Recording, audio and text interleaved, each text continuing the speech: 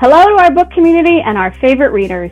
Thanks so much for spending some time with the sales and marketing team here, and specifically with me, Meg Quinn, and my colleagues Julissa Burwell, Rachel Duty, and Lindsay Atkins as we take a look at our Summer 2023 picture books. Summer has some incredible offerings, with picture books providing a hands-on approach to science, a look at modern-day activists, an introduction to a lobster lady still hauling gear at 102 years old, and the answer to what makes glitter, well, glitter, as well as a wombat, an axolotl, and some familiar faces. As always, we'd welcome your thoughts and would love to hear from you.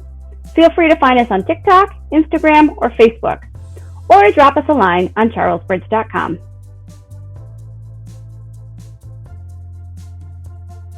With summer around the corner, I'm excited to announce we have some strong conservation science titles that not only will excite young readers about the outside world around them, but also ensure that they walk away with better understanding of the natural world.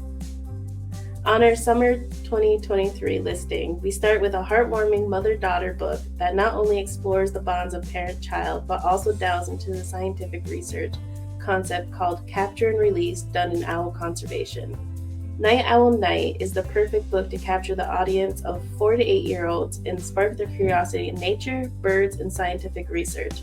The author, Susan Edwards Richmond, draws on her experience as a birder and naturalist to tell a compelling story about Sova and her mother as they go out on a quiet night to study owls. The back matter gives more information about the 4 types of owls mentioned in the book with QR codes so readers can look up information about those particular owls. What are you guys most excited about this book? I'm obsessed with Maribel's illustrations. Maribel Chuga, please. Yes, she's incredible, and I get so excited every time I see that she's on our list. I love that it's a mother-daughter relationship in here too. And to add to that, it's a mother scientist teaching her female child about science at night, which is just pretty cool. And she's not only teaching her about science, but also an important lesson in patience. And that sometimes science takes time. True story. One of my favorite spreads is when they're checking the nets and there's an owl in there. And it's just like a full page spread, and she does very well with all the little details.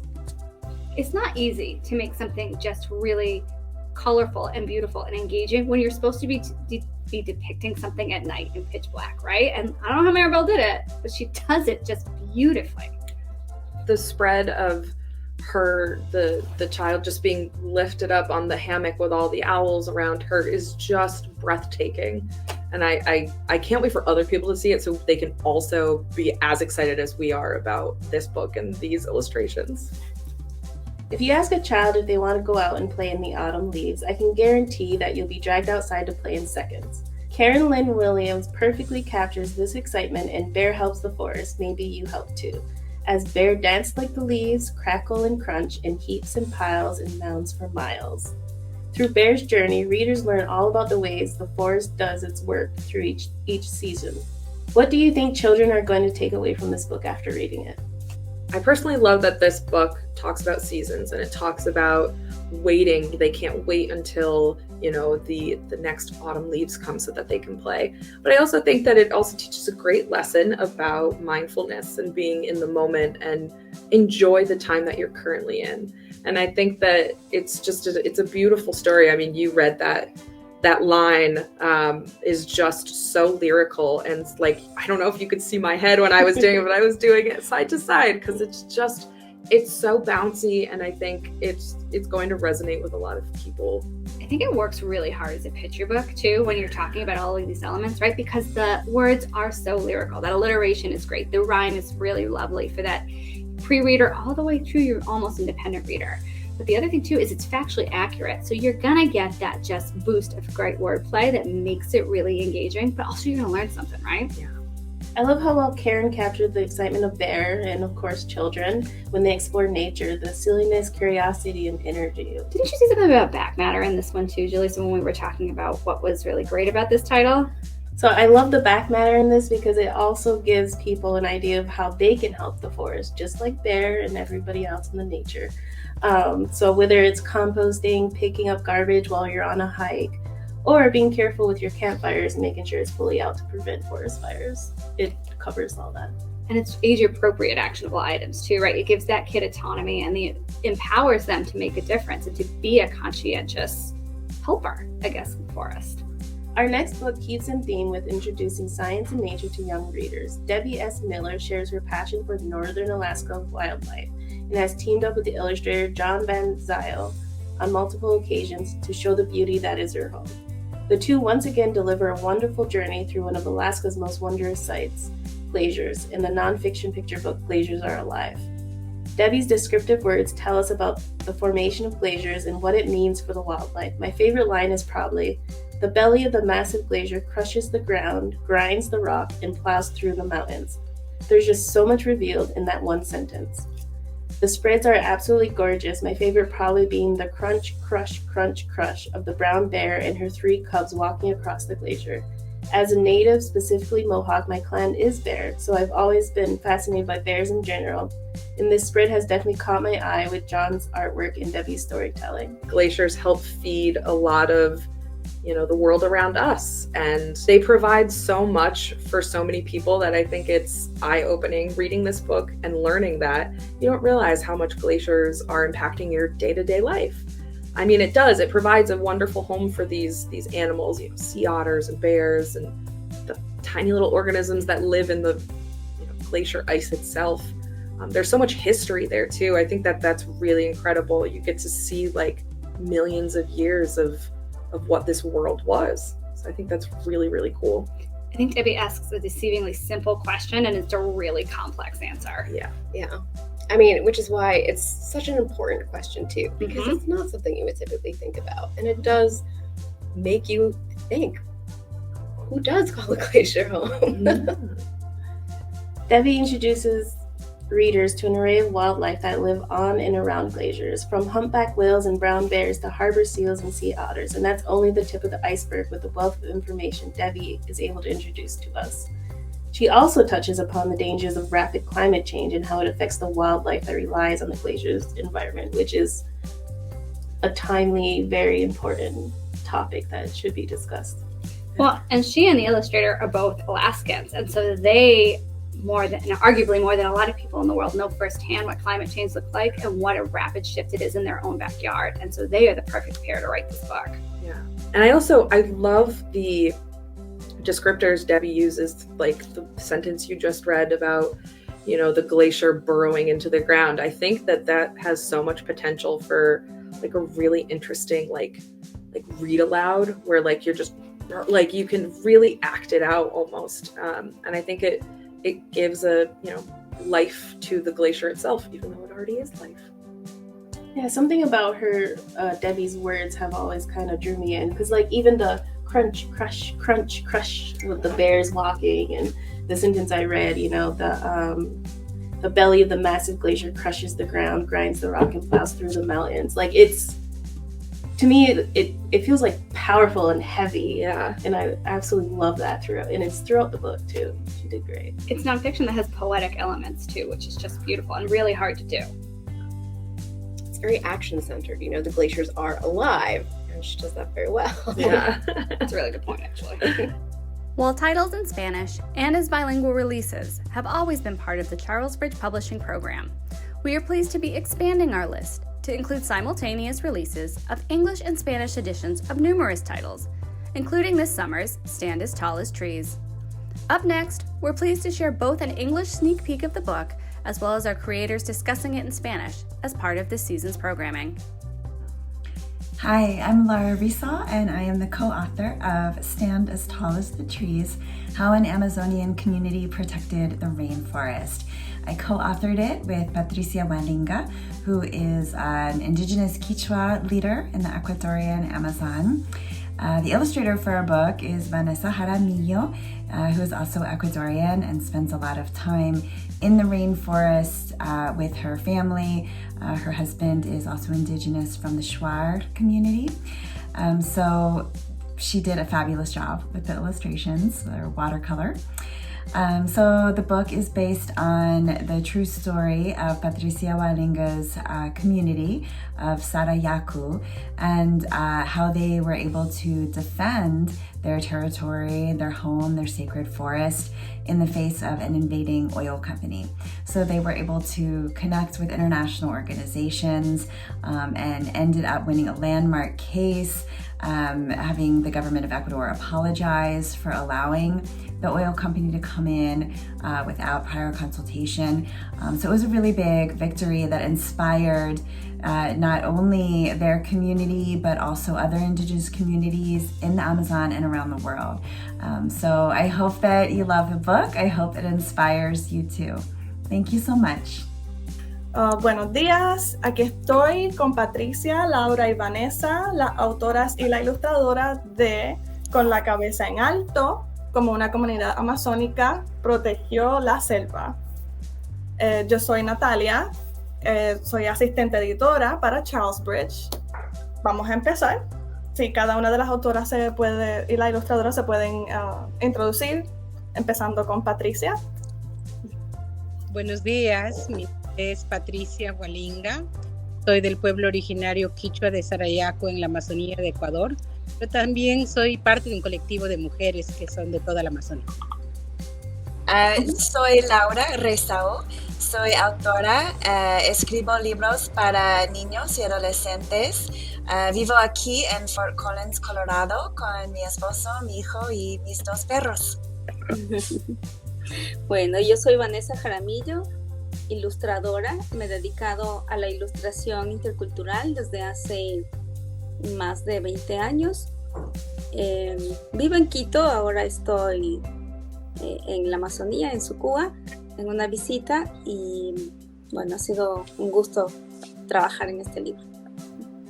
Tengo mucha curiosidad de saber cómo se conocieron y cómo llegaron a la idea de escribir este libro. ¿Quieres empezar, Patti? Bueno, hasta ahora personalmente no nos hemos podido encontrar, pero nos conocimos a través de la red. Laura me escribió, le respondí a su correo y me planteó esta idea. Queremos escribir una historia para niños y a mí me pareció genial. Y ese fue el momento de decir, bueno, hagámoslo juntas para poder hacer este pequeño libro de niños y de ahí hemos estado en permanente contacto. Sí, pues para mí ha sido un honor muy grande trabajar con Patti sobre este proyecto y creo que es muy importante compartir su mensaje con los niños y sus papás y sus maestros y sus bibliotecarios. Y yo tuve la inspiración de comunicarme con Patti porque hace unos años fui a la selva amazónica. Me quedé con una comunidad indígena Waorani y yo pues me encantó y quería regresar un año después, pero cuando estaba preparándome para comprar los boletos, todo eso, me di cuenta que ya no existía su comunidad porque una petrolera había envidado su comunidad, su bosque sagrado, puso dinamita para exploración de petróleo y fue una tragedia muy, muy, muy grande. Y me sentía triste y enojada, entonces por eso como me sentía motivación para comunicarme con Patti porque yo había leído sobre el internet que Patti y su comunidad habían tenido éxitos contra las petroleras y victorias contra el gobierno de Ecuador y fue una inspiración muy grande saber que había gente luchando para sus derechos y protegiendo su hogar, su selva sagrada. Entonces pues me sentía un poco tímida en comunicarme con Patti, pero tomé el riesgo y resulta que todo salió bien y bueno, pues me siento muy agradecida y muy afortunada. ¿Cuál es su parte favorita del libro? A mí la ilustración que más me gustó, creo que por lo que logré comunicar, la que más me gusta es cuando cuando Masanga y su esposa lloran al ver la selva devastada. Me gustó cómo quedó el color, me gustó cómo puede manejar el dolor. Y esa es la que, o sea, con esa me quedo aunque es difícil porque exactamente. Sí. Esa, aunque cuando veo el resto de páginas es difícil elegir, pero como que prefiero esa. En todo caso es difícil porque es como elegir un hijo, no se puede. Pero en todo caso esa creo que resume un poquito resume el libro o una parte del libro, porque el libro sí tiene un mejor final. Es una ilustración muy poderosa, contiene mucha emoción, muy fuerte y fue muy, muy bien hecho, Vane. Gracias, Laura. Sí. Me encantó el libro, tanto en la ilustración como cómo quedó al final. Me gusta todo, sería difícil escoger, pero me gusta la parte de la familia a mí.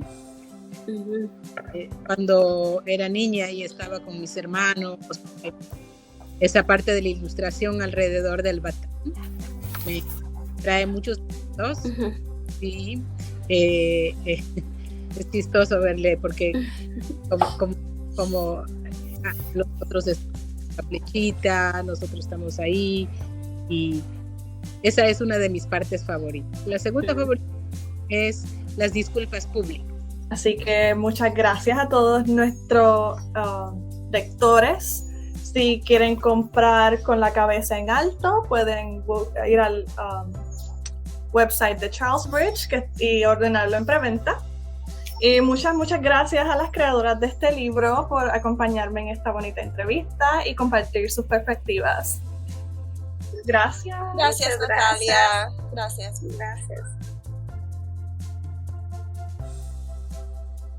Hi everyone, I am so excited to give you a sneak peek at not one, but two new picture books coming out with Charlesbridge this summer, both by author Alexandra Hinrichs. The first one we're going to talk about is I Am Made of Mountains, which releases May 13th of 2023. It's an ode to national parks, the landscapes of us. And it's really just a beautiful lyrical celebration of both places and people, highlighting 16 national parks across our nation, with end papers that show us all the national parks, and really celebrating how vastly different the landscapes of our country are, but also how vastly different we are as people. And Alex, it's just been such a pleasure getting to work with you. What a rare feat for you and for me to be able to work together so closely on two books on the same list. So I just wanted you to sort of take it away with a little bit about how you came to write this book. I first wrote it because I needed a story for myself at a moment when I needed a reminder of simultaneously the strength I had in me and the things that I loved about our country. Originally, the national parks weren't in it, but it was always fusing together that idea of people and natural place, and how we connect the two. I'd love to know a little bit more about how you came to the lyrical side of the text. I first learned to write through poetry. And so that to me always feels like the most natural voice and the place I go to first. That's not to say rhyme is, though. This is my first rhyming book. I do like to write in rhyme. This one, it just happened. It's subtle, and there's a lot of breathing space between the rhyme, which I think is really lovely, and it just feels organic that way. And it feels to me like there was no other way to write it. Well, thank you. It was a lot of fun to do it that way. It did make it a bit more of a puzzle when it came to revisions, but a fun one. Yeah. I love research. I have a background as a historian, I have my master's in history, and I've always loved that research project of digging into stories, right? Whatever they may be. For this particular book, once I decided to include national parks, my strategy was to look at some of the elements I listed and start there and see, what parks already included those elements, a little bit of matchmaking in that sense. But then also, I really wanted to cross the country and cross the landscapes. It made me want to travel in a very big way, which was funny because a lot of the revisions were happening, in 2020. In the back matter, you talk a little bit about the complicated history of our national parks, and you pose a question in the back matter: is it possible to celebrate the parks and mourn parts of their histories? What do you think? Working with you through this back matter was also really striking and remarkable to me because, you understood that there were questions you couldn't answer, and again, you're respecting that child audience to know that they can ponder these questions in the same way you can. I hope that maybe readers come away with that same desire to travel and get outside and explore that I had while I was writing it.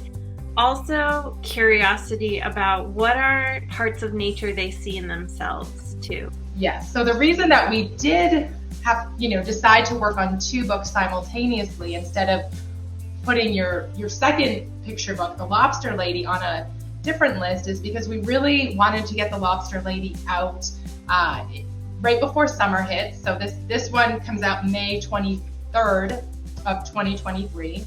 So we wanted to hit right before summer.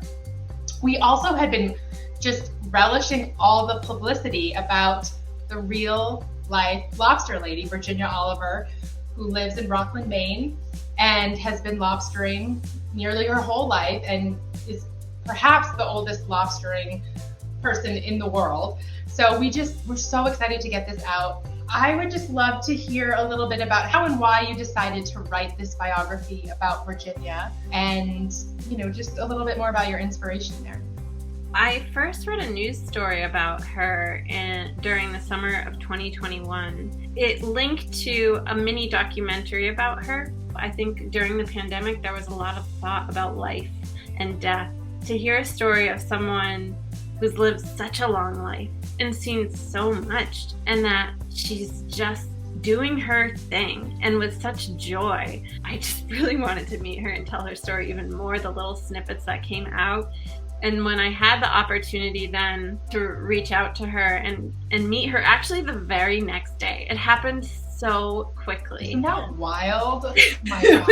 I love that. I impulsively found her number and called her, and she answered, and she was so welcoming. She's such an incredible storyteller. While there will be a lot of, local and regional appeal, I think that we also love the idea of other kids stumbling upon this book, learning about someone so dedicated to her passion.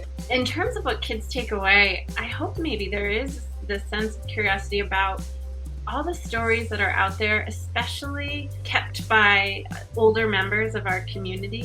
And I also hope maybe kids will think about, gosh, if I were to live over 100 years, what is it I would want to do? And think about what's that thing that makes them tick and what's their passion. So as you're gearing up to let both of these books, find their way in the world in about 2 months, is there anything that connects these books for you? They're celebrations of people and place, the particulars of both. And I love that. I mean, nature's always been incredibly important in my life. And being outside, and it's part of why I love Maine so much. I mean, I am forever grateful to live in this incredibly beautiful corner of the world. So for me, I think that connection between people and place is there in both. Alex, that is so beautiful and so true. And I just want to thank you, and Charlesbridge wants to thank you for taking time to talk about both of these titles today. We are so excited for them to be out in May of this year. And thank you again for giving us a little sneak peek. Well, thank you so much. It's truly been an honor and just so much fun.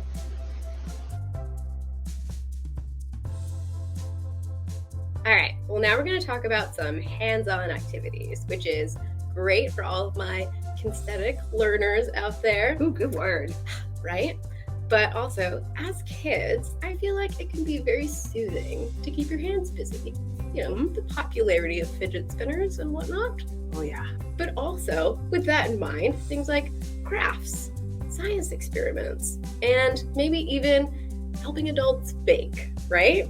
All working with our hands. So I have to ask, did any of you guys ever do science experiments at home when you were a kid? 100%. Totally. Supervised or unsupervised? It's a $1 million question. Yeah. That is the question.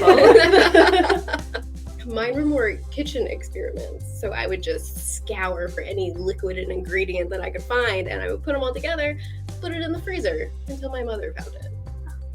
Sure, she was thrilled. Yeah, she wasn't always happy with me. Especially when it thaws. Yeah. Exactly, right? But in saying that, there is no denying that kids have an insatiable curiosity for discovering things and exploring with their hands and trying out new experiments. If only Rachel, as a kid, had this next book. Yes, very much. Right? Exactly. So that brings us to one of our newest series debuting this season, which is Hands-on Science by Lola Schaefer and illustrated by Tristela Santiago. We first start off this series with the concept of matter. What is matter? Can anyone tell me? Before or after I read the book? Yeah, my Definitely science. tell you before. My science teacher may be disappointed in me, but is it everything around us that you can see exists? Yeah. That's a good answer. It is anything that takes up space. This book really provides just a riveting, interactive ride that guides kids safely through multiple different science experiments, all exploring the different forms of matter, liquid, solid, or gas. The text is simple but engaging and inspires kids to find examples of matter in real life.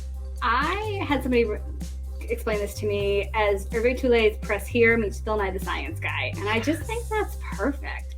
You know, Lola Schaefer is also a former teacher, and all of her experience of teaching science to little kids really comes through in this.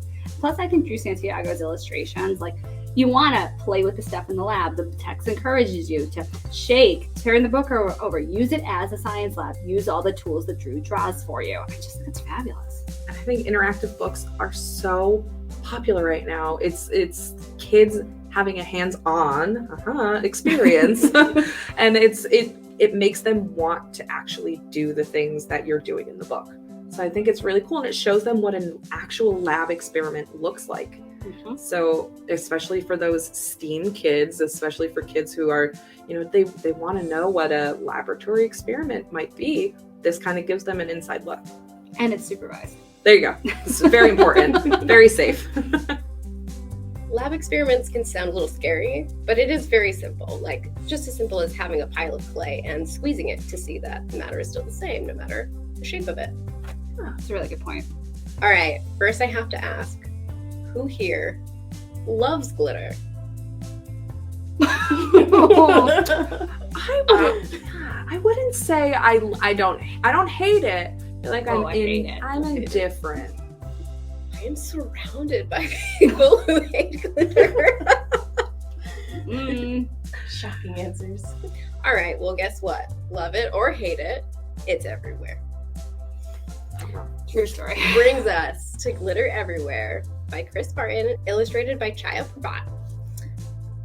So first, can I just say that these illustrations are simply stunning. I mean, look at the shine. I've never seen anything as shiny, as eye-catching as this cover. I'm so excited. Which is perfect, right? Because it's about glitter. And glitter, it's hard to avoid. I understand this, right? It's the shiny that just keeps on giving. But what makes these tiny specks so shiny and, clingy is science. So what do you think creates them to be so clingy? Static? Static electricity, my friend, right on. The static electricity makes these wonderful little shiny specks stay put until a stronger force comes along, aka water flop. What I love about this book is that it doesn't only lean into the decorative aspects of these sparkles, but it does include, that science, talking about how iridescent the glitter is and how it is that way. But it also includes the history, where glitter came from, and also its future and the environmental impacts, the plastic has and what's going on. So this really makes this picture book just a versatile STEAM masterpiece because it can be combined as an educational tool for a variety of different subjects.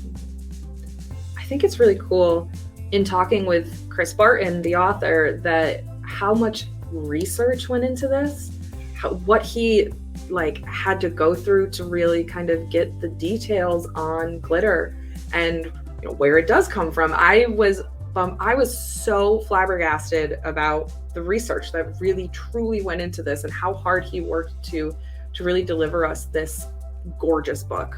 Yeah. I think the last count I heard was that he had consulted over 150 sources, which included him eating edible glitter, which I don't know if it's a pro or a con, but that's all right. He took one for In the Name of Science, yes, for sure. And the back matter totally explains his research. Also, Chaya has put in her own illustrator's note about how she got everything just so and factually accurate. There's a ton of research and care brought into this. So love it or hate it, it's going to tell you the story of glitter and the next steps for it, right? Exactly. All right, next up we have the Spanish translation of Abuelita y yo hacemos un flan.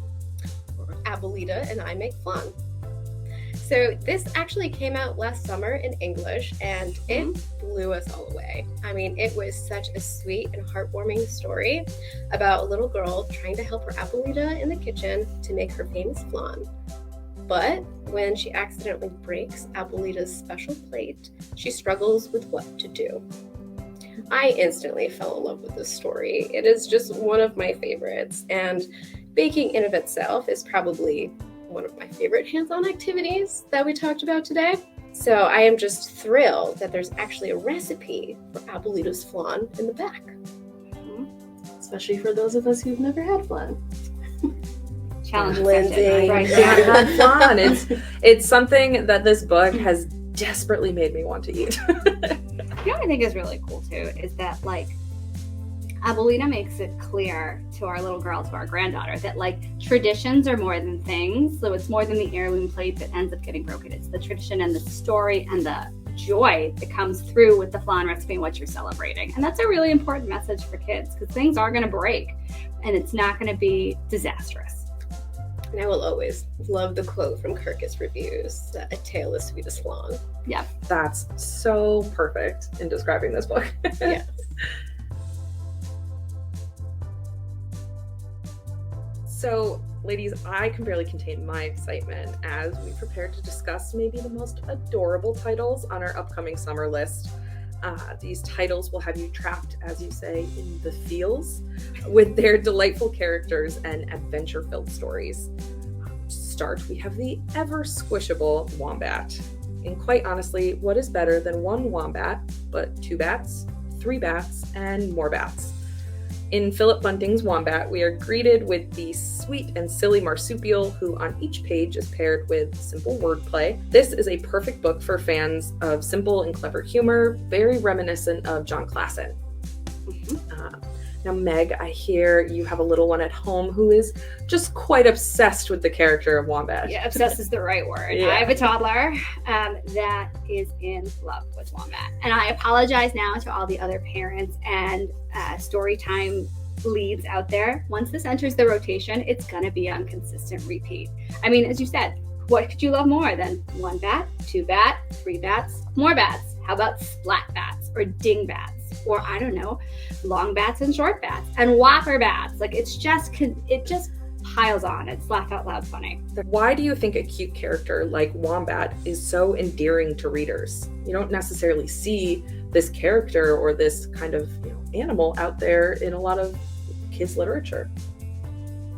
Wombats are quirky. Nobody knows what a wombat is. It's not like your classically cuddly, this is the cute factor. And yet there's something about it. It's a funny word, it's a funny looking animal, and you can't stop giggling with it. I definitely thought wombats was a made-up creature when I first saw this book. I did not realize it was a real thing. No, the fun though, right? Yeah, exactly. It's you learn something new. I think kids are going to want to figure out more about what a wombat actually is. Are there actually such things as morbats? Or, so I think it's gonna pique their interest a little bit. Now, nothing says cuteness overload like a day at the park with some friends and our favorite toddler, Leo. In Leo at the Park by Anna McQuinn, Leo and his mom go to visit some friends at the park. They play in the sand, they splash around in the water park, and they enjoy a delicious lunch. I love this series. It highlights positive play between parents and kids, and in this one in particular, it shows a fabulous example for 0 to 3-year-olds of what hot and cold is. It is perfect for those kids who are learning new experiences and new routines.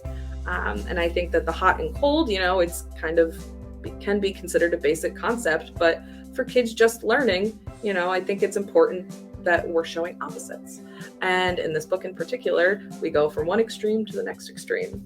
Why do you think the Leo books, and maybe Park in particular, are resonating with these youngest readers? What is so important about these books, and why should people be reading them? I think Anna McQuinn did a beautiful job creating a family that people can look at as a role model of healthy relationships. Whether it's Leo at the park and he's there with his mother, what's coming up next is Leo on a hike and he goes with his father. It doesn't just stop at Leo either. A lot of people are more familiar with Lola, like Lola at the library, and Lola is his big sister. I love that Leo gets his own series with Leo Can too, and I think Anna does a really good job of picking out universal themes. This happens to be an urban setting, but parks are a pretty consistent toddler activity, and so Mom and Leo go in a way too that she makes sure they have a lunch. He's wearing a hat in the sun, all of those things that are responsible parenting, but it's not an issue either. It's just, this is a daily existence for this lovely toddler.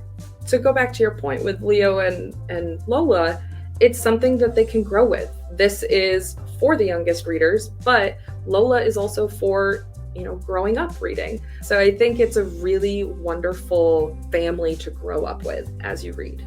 And I also just love the quick and staccato language she uses in the book, like stomp, Leo, jump, you.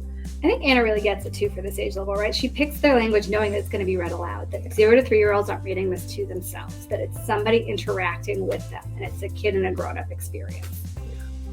Now, let me ask you guys, when you think or hear of the word monster, what do you think of?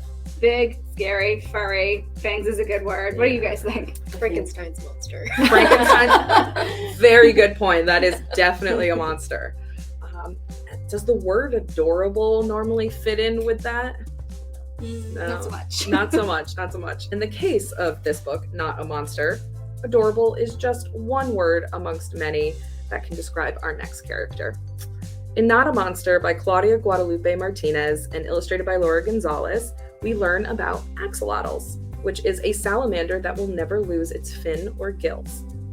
We learn of the Aztec origin myth about the species and their natural habitat in Mexico City. Currently, pollution is affecting that home, and Not a Monster describes how cleaning up the canals can save these incredible creatures. What I also find super intriguing about this book is the use of Spanish language vocabulary. The back matter actually supplies a translation for these phrases, and I think readers are going to enjoy inferring what colors the author is describing in Spanish while reading. Now, pollution is a huge topic in this story. Why do you think it's important to show the cleanup process of these canals? We talk a lot about what's contributing to pollution and climate science change and all of those things, but what we're not talking about is what it's going to impact in 10, 15, 50 years down the road. And really, we can all claim the problem right now, but kid readers are going to be the ones that are embracing or facing that future. And so what I think is really important here is not only do we address that the axolotl is a direct kind of victim of this pollution, but also that there are ways for children to get involved and to fix that. Axolotls are increasing in popularity in mainstream culture today. What is it about these creatures that makes them so popular? I didn't realize how present they were in just like contemporary day-to-day kid existence. I had a librarian tell me, oh, Minecraft loves axolotls. I think this title could be used as a fabulous lesson plan for educators of science and language arts. The combination of Spanish vocabulary and Aztec mythology with that of life cycle and habitat of this species will make it a popular unit amongst the students. The Aztec mythology behind it is so fascinating. It talks about this Aztec god, like monster god, swimming into the canals. So you really get a sense of the history behind this creature, because while it's getting popularized now, they've been around forever. It's got a lot of cross-curricular connections here, which is always great. And I actually love that the Spanish vocabulary is embedded within the line. So it's not that you have them off to the side as a sidebar. It's within the context of the reading, which is always cool. I also think we should point out that Not a Monster is a companion to Not a Bean, which is also by Claudia and Laura.